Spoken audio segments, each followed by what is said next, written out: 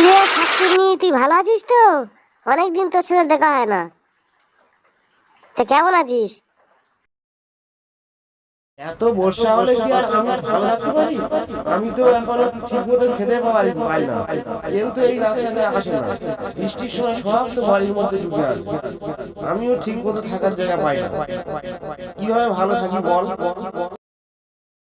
ঠিক বলেছেন শাকচুন্নি। এত বৃষ্টি হচ্ছে যে আর থাকাই যাচ্ছে না, ঘরে সব বুড়ে যাচ্ছে।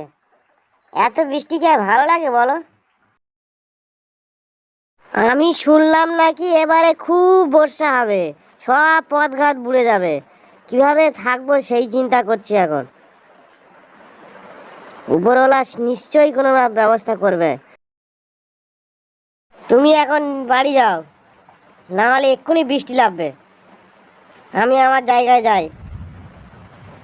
এখন বর্ষার সময় তো একটু বৃষ্টি দেখে শুনে চলবে, না হলে কিন্তু শরীর খারাপ করবে। আমি খবরে শুনেছি অনেক দিন নাকি বৃষ্টি হবে, সব পথঘাট বুড়ে যাবে। ঠিক আছে, তাহলে আমি যাই বাড়ির দিকে। তুমি ভালো থেকো। বলতে না বলতেই বৃষ্টি চলে আসলো। একটু আর দেরি সবর নেই। আমি বাড়ি যাওয়া ঘুরে দিতে পারি।